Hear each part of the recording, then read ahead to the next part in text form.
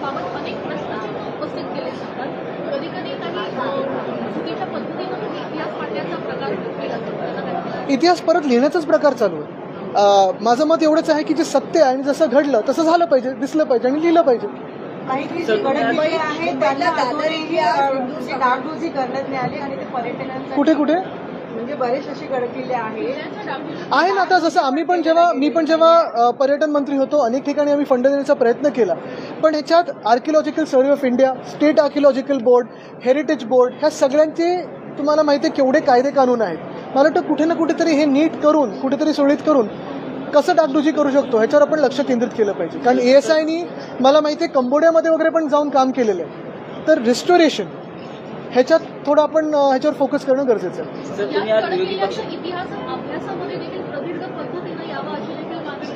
मला वाटतं एक महत्त्वाचं आहे की इतिहास हा आपण वारसा म्हणून जपावं, पण इतिहासात किती भांडत बसावं हे आता आपण देशाने ठरवलं पाहिजे।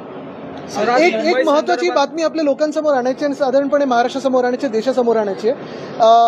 काल परवाकडेच केंद्र सरकारने गॅझेट नोटिफिकेशन इश्यू करून जे थर्मल पॉवर प्लांट आहेत देशभरात त्याच्यात जे फ्लू गॅस डिसल्फरायझेशन प्लांट लावायला लागतो, म्हणजे साधारणपणे प्रदूषण होऊ नये, सल्फरचं प्रदूषण होऊ नये हे लावायला लागतो। कोळसाचे जिथे जिथे पॉवर प्लांटचं तिथे ते जवळपास 600 मधून 462 पॉवर प्लांट्सना सूट दिलेली आहे। मी आज सकाळी केंद्रीय जे पर्यावरण मंत्री आहेत भूपेंद्र यादव साहेब त्यांना पत्र लिहिलेलं आहे की असं न होता कृपा करून FGD बसवणं हे अनिवार्य ठेवावं, कोल वॉशरीज हे बंद करावेत आणि फ्लाय ॲश पॉन्ड जे असतात ते देखील बंद करावेत। महाराष्ट्रात जिथे जिथे थर्मल पॉवर प्लांट आहेत, मग तुम्ही बीडमध्ये बघा, तुम्ही नागपूर बघा, चंद्रपूर बघा, सगळीकडे जिथे जिथे फ्लाय ॲशचे पॉन्ड्स आहेत, हजारो एकर शेतीवर हे सगळी फ्लाय ॲश म्हणजे आपली राख ही पसरलेली आहे। जीवनाची तिथे राख रंगोळी झालेली आहे आणि म्हणूनच माझी ही मागणी राहील आवर्जून की हे FGD जे बसवणं अनिवार्य तर केलं नाहीये ते अनिवार्य असावं।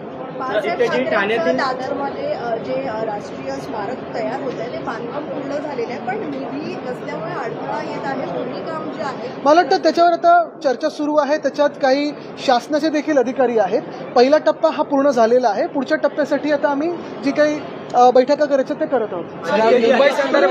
मुंबई विचारू नका ना सर, आज मुंबई संदर्भात तुम्ही अनेक प्रश्न जे येते मुंबई संदर्भात अनेक प्रश्न आपण सभागृहामध्ये उपस्थित केले। त्यामध्ये जर पाहायला गेलं तर विधान भवनाबाहेर एका कार्यकर्ता नव्हता, ऍक्टिव्हिस्ट होता, त्याच्या माध्यमातून कुठेतरी आंदोलन करण्यात आलं। हॉस्पिटल्स असतील आणि इतर काही गोष्टी असतील हॉस्पिटलमध्ये त्या कुठेतरी सुखसुविधा पूर्णपणे मी हे मागच्या वर्षी पण बोललो होतो, आत्ताच्या पण भाषणात हे केलं आहे। मी सरकारकडे विनंती केलेली आहे, मागणी केलेली आहे की हॉस्पिटलसाठी एक बैठक घ्यावी। आपल्याला आठवत असेल 2023 साली मी आणि अंबादास दानवेजी आम्ही नांदेड, छत्रपती संभाजीनगर आणि नागपूरच्या मेडिकल कॉलेजेसना जाऊन आलो होतो, तेव्हा बालकांचे मृत्यू होतात अशी सगळीकडे बातमी होती। आणि तसं पाहायला गेलं तर मग आपण नंतर राजकीय मंडळी जाऊन डीनना पकडतो, रेसिडेंट डॉक्टरना पकडतो, पण खरी जी कारणं आहेत मग त्याच्यात थोडेफार तुम्ही बघता कुठे औषधाचा पुरवठा नाहीये, कुठे IV फ्लुइड गेले नाहीयेत, कुठे रक्तसाठा पूर्ण नाहीये, काही काही ठिकाणी भिंत पडली आहे, लोक आत येतात, पोलिसांचं तिथे लक्ष नाहीये किंवा कचरा कुंडी आहे, महानगरपालिका उचलत नाहीये। एक संयुक्त बैठक जर लावली त्या शहराची आणि त्या मेडिकल कॉलेज किंवा हॉस्पिटल्सवाल्यांना बोलवून, तर मला वाटतं अनेकशे प्रश्न हे तिकडचे स्थानिक पातळीवर पालकमंत्री सोडवू शकतात। अधिवेशन संपत आलंय, विरोधी नेता नाही हो। बघा पण एक महत्वाचं आहे की आजचं पण अधिवेशन आम्ही मध्यंतरी देशाचे जे मुख्य न्यायाधीश आहेत त्यांच्या समोर आम्ही हा विषय मांडला होता, त्यांना अवगत केलं। त्यांनी अर्थात संविधानावर इथे आम्हाला सांगितलं, जे काही त्याच्या बारकाई आहेत संविधानाच्या ते सांगितलं। आम्ही पण त्यांना अवगत केलं की ज्या संविधानाबद्दल आम्ही बोलत आहोत त्याच्यातलं एक संविधानिक पद विरोधी पक्ष नेता हे अजून ह्या अधिवेशनात देखील आणि मागच्या 3 अधिवेशनात दिलं नाहीये। आमची हीच अपेक्षा राहील की अध्यक्ष महोदयांनी याच्यावर निर्णय घेऊन जे महाराष्ट्राच्या हिताचं आहे म्हणजे विरोधी पक्ष नेता असणं हे देणं गरजेचं आहे। कारण कशाला घाबरते तुम्ही? 200 लोकांचं सरकार आहे, एवढं बहुमताचं सरकार असताना कोणाला घाबरते तुम्ही? हे माहिती तर करू द्या मला। ठाण्यातील शासकीय जागांचा TDR हा गाइडलाइंस जारी की है, नो ओबेसिटी जंक फूड को लेकर के, जैसे सिगरेट और तंबाकू के पैकेट पर लिखा होता है वैसे जंक फूड के स्टॉल्स पर भी जो है अब इस तरह की चेतावनी लिखी जाएगी। लेकिन क्या ये चेतावनी जो है और ये गाइडलाइंस जो है वो पिज्जा बर्गर वालों के लिए भी होगी? देखिए गरीब ये एक इसमें है कि आप किसको ओबेसिटी मानते हो, इसको साइंटिफिक एक कोई दायरे में बिठाते हैं, लेकिन जैसे ये गाइडलाइन है कि क्या खाए क्या नहीं खाए, ऐसे पहले भी कहा गया था ना खाता हूँ ना खाने देता हूँ। लेकिन यहाँ जो चड्डी बनियान गैंग है, आपने तो देखा होगा बाजू में बैग में पैसे भर भर के रखे हुए, स्मोकिंग भी कर रहे हैं, तो इनको कोई चेतावनी है कि नहीं है? इन पे कोई कार्रवाई होगी कि नहीं होगी?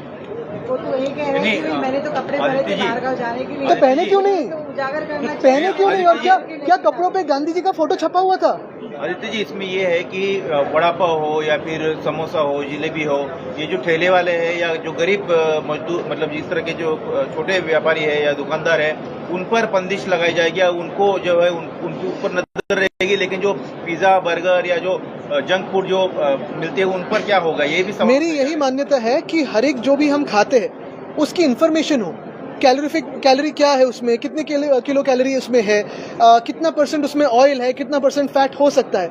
लेकिन जो आप कह रहे हैं पिज्जा बर्गर हो या फिर वड़ा पाव हो, भजी पाव हो, पाव भाजी हो, ये सारी चीजें जिसको जो पसंद है खा सकता है, लेकिन अपनी अपनी मात्रा में खाए। जैसे डॉक्टर कहता है, जैसे फैमिली कहती है, वैसे खाए, एंजॉय करो।